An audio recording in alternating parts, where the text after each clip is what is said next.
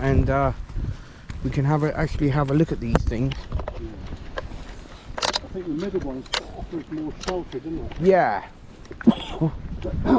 Right. So here we are, folks. Yes, the bus shelters. I'm relying on Kerno for a bit of lighting this evening because I'm. Yeah. You can grab all this torch if you want. Oh, that's all right. You're doing a great job there, lighting that up. Yeah, maybe I'll borrow it in a minute. Yeah, no worries. And yeah, so famous bus shelter, as we call it. It does resemble. Yeah, it's basically a large piece of reinforced concrete with a 90-degree joint on it, isn't it? Yeah. You know. It's obviously reinforced with metal rebar. And yeah, I mean, obviously known as the bus shelters for obvious reasons. Yeah. That's the name we've called it anyway, isn't it? Yeah, I think. Yeah, I think.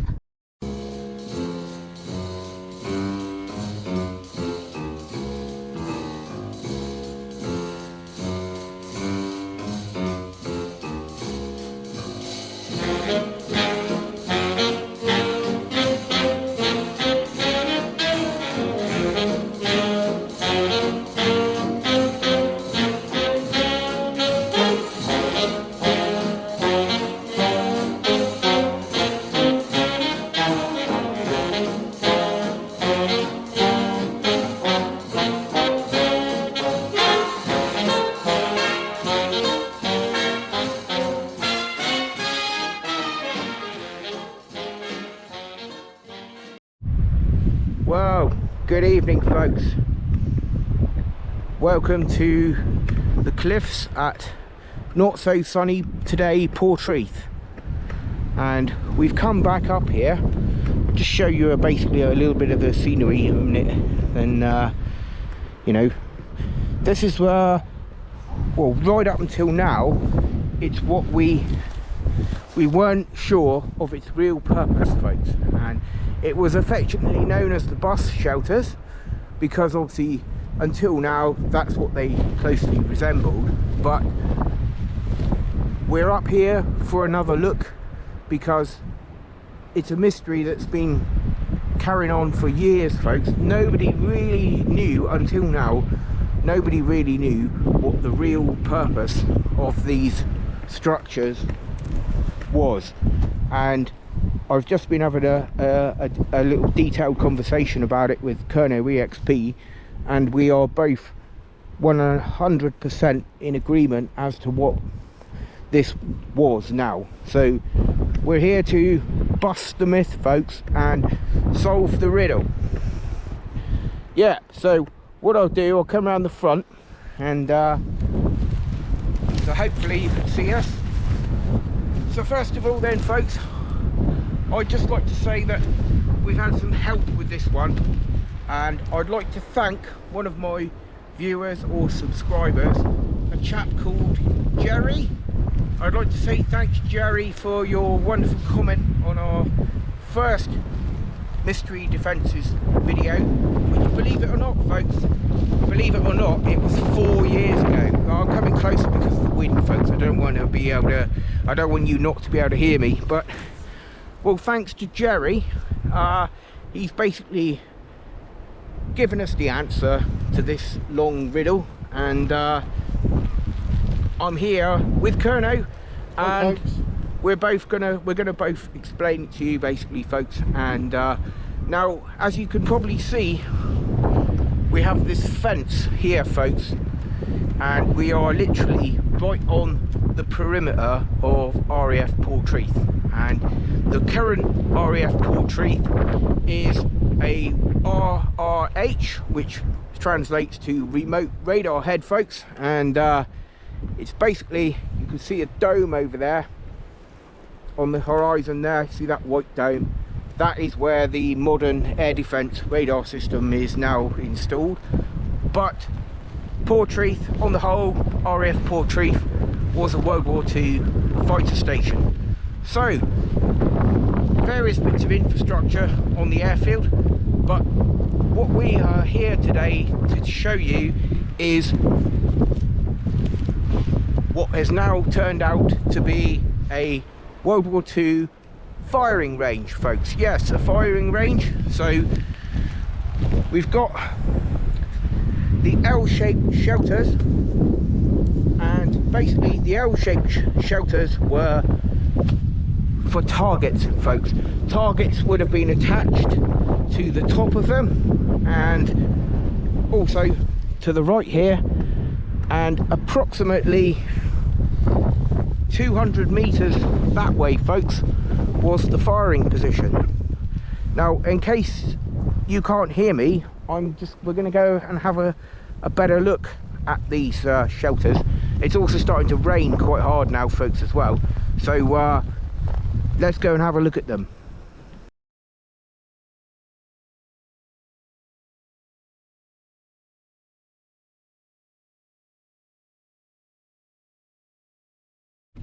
Right, folks, so now one thing that does prove this was a military firing range is, folks, we've just found a bullet hole, a piece of blown away brick, folks, and no doubt there's many more. I mean, it's possible here,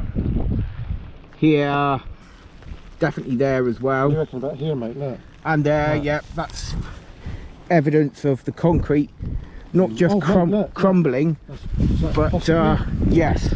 Another one there, maybe? Yeah, there. It's probably too far down, isn't it? And there. Well, yeah. I think with bullets, once they're fired, it's kind of like oh, there's another one here, look. science and lap of the gods. Yeah, folks, that's definitely a bullet hole. Now, obviously, yeah. Without knowing this to start with, we would never have thought to have had a look, mate. No, indeed not. But it's yeah. So we'll very clear now, isn't it? a brief explanation of the shelter, folks. This shelter, apparently its purpose was for the storage of spare targets for the firing range, and also the range officer would be here, and this would be his place of refuge, folks, from the shooting, obviously. And basically he would have communicated with the firing line up there by either a flag system or a telephone, which would have been set up. So obviously, if anybody doesn't know anything about military firing ranges, basically the range officer is in charge of the range and all shooting on that particular range. So he's the man that has the power to cease fire and, you know, stop the shooting, and also the man that authorizes it, and also a range officer. His job is to enforce safety. So it wasn't just him here on his Todd, though, because the shelters here,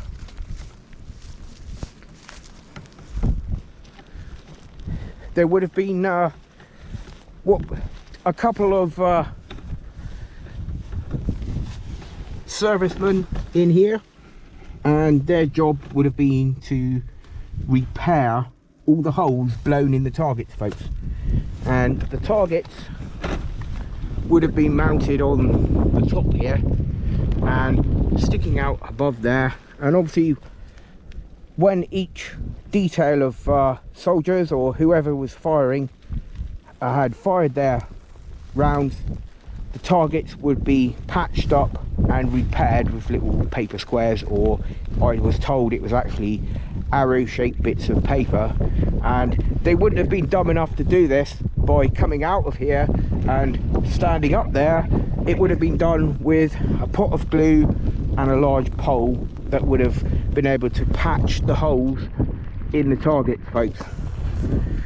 And now, one of the things we had planned to do this evening, folks, which we weren't able to, was we were hoping to get a bit of metal detecting in, folks, because it's highly likely that in this area we could easily come across either some, not so much cartridges, folks, but the rounds themselves. But we just had a look at the back of that shelter there, and we can see clear as day that basically bullet holes, Oh folks. yes, without a doubt. Yeah. Bricks and bullets, they don't survive very well, and there's been some indelible marks there from rounds, various caliber. And also we were told that it wasn't just the RAF that used the range, it was also likely the army. So the army would have used the firing range, and of course the RAF would have used it to test dismounted aircraft machine guns, folks, because like everything, weapons, firearms, they need servicing, they need calibrating, and they need making sure that they are fully operational before an aircraft goes into combat. And I'm just having another peek here just to see whether or not there's anything, signs of anything in the concrete here. And it's difficult to tell, but I wouldn't be at all surprised if a lot of this holes and stuff wasn't just natural deterioration, was actually bullet holes. And you know, if you were to mash up this concrete, it's likely you would probably find a few rounds inside the concrete, that because these shelters have got extremely thick concrete reinforced walls here. Point one thing out, which Yeah. I've probably never noticed before, but have you noticed this is fluting out and Yes. that's fluting out Yes, for strength? yeah, that's to provide strength. So it's highly likely that when everybody was here taking their turn on the range, folks, there would have been the butts detail. Now obviously, as a ex-cadet, and Kerno as well, he's also an ex-cadet. Indeed. We've shot on a military firing range, and I'm sure at some stage, Kerno, you've been sent to the butts for target pasting. Indeed, yes. But the thought of actually doing it, actually if you're exposed to any of the gunfire, it just wouldn't happen, folks, not even back in World War II. So there would have been some guys in here that would have been literally taking refuge, waiting for each detail to shoot, and once they've shot their ammunition, the range officer would call a ceasefire, and then the targets would be either replaced or repaired and replaced up on top of here, folks. You know, now there was quite a few red herrings that we've heard about. Apparently somebody reckoned that there was a rail system in the bottom of this trench, folks, but I don't really believe that that would have been the case, because these banks are high enough as it is. Yeah, you are sheltered from any, any fire here. I don't really believe that whatever was on the rail, unless it was some kind of moving target for, you know, or whatever, for the larger weapons, but I think we can discount that theory, mate. Yeah. But it seems to me pretty obvious now, and Kerno, that what we've got here is the butts, folks.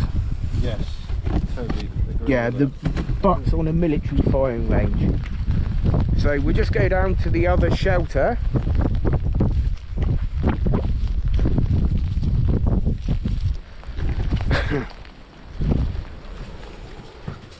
Yeah, we'll just take a walk down to the other shelter on it, just collapse that a moment. Still rolling. Yeah, avoid that nasty thing there, whatever that is.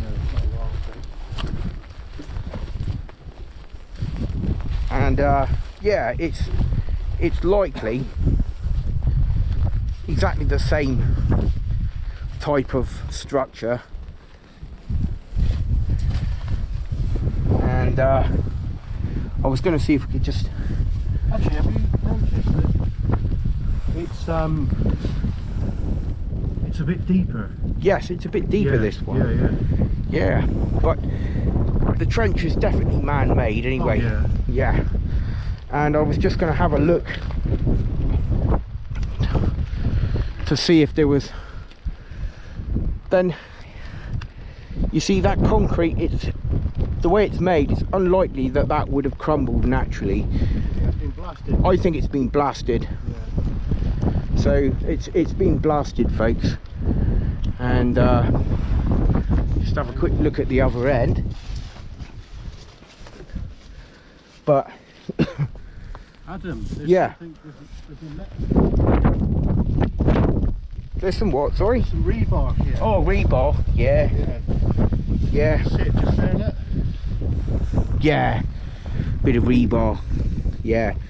So these were definitely made to withstand, I would say, I would probably have not much problem with standing behind this while it was being shot at. Oh yeah, of course. Because it's doubtful that most small arms fire would protect you. This would protect you from it. Yeah. But I don't think it would protect you from no. the No, but I think it's what's worth doing is, well, we'll just go up here a moment, because it's just worth pointing out that a lot of the land has, unfortunately, it's been lost, folks, due to erosion. Yeah. So the butts wouldn't have been quite as close to the cliff edge. But there's just some brilliant you know, scenery up here. It's pretty amazing. And yeah, I think we're gonna go and back into that shelter, get a cup of tea, and then think about anything else we can add to this, because it's finally, after all these years, it's actually great to have finally found out what it is. But these have been quite elusive for a long time. they have for a long time, yeah. But the more we look at it, the more it's then the more it is, I would say, without question. And of course, that over there, folks, that mound over there. Yeah, the mound on the horizon. There, the one to the left over there, I think that is it. It's likely that is. 200 meters away. Yeah, it's likely that is the firing position just up there, folks. And the other good advantage of having a firing range here, and this being the butts, of course, is that any stray round would go out to sea, folks, harmlessly, you know. And I'm sure there would have been a flag somewhere along the coast, like most military ranges, that would have been flying high with a red flag when the shooting was taking place. But I think we need to seek refuge for a minute, mate. Yeah, definitely. Right, back in a moment. Over quickly, like, you know. Yeah, definitely, yeah. But yeah, so here we are then. We're just making use of this, the range officer's shelter, and where the targets were stored as well. And just got the kettle on. I don't know if you can see that down there, folks, but yeah, we've just got the kettle on there in the corner there. That's where it is. And we've got a brilliant idea for another video, folks, as well, because Kerno has got these magic Lithuanian MREs, folks, and I've been privileged to be given one. So at some stage we're gonna eat them. Yeah, that's it. There's no other way to say it, folks. We're gonna cook them and eat them. Yeah. So but that will be probably another opportunity. But we have got some rations this evening, folks. Yeah. What is it we've got? Yeah, it's vegetarian sausage and tomato breakfast, folks. Yum, wow, yum. that's good. Followed by yeah, some military coffee.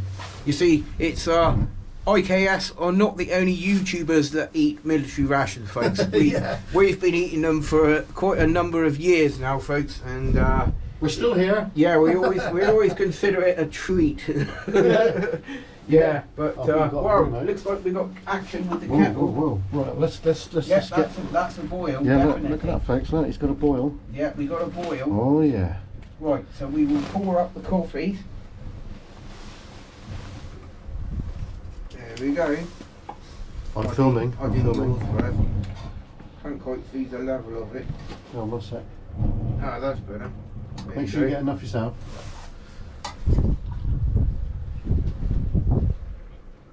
There you go, and you can have what's left, mate. Thank you, sir. Alright. We'll get Excellent. some more going.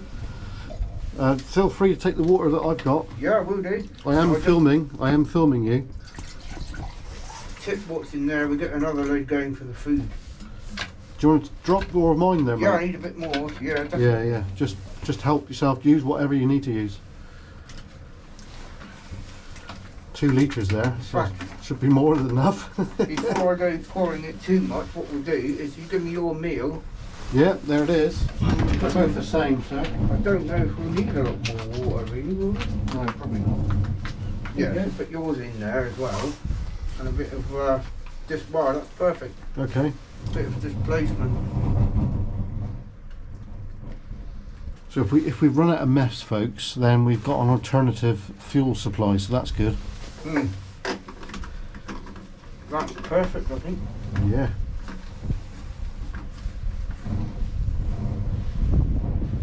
Well, just introducing my new, I love it, folks.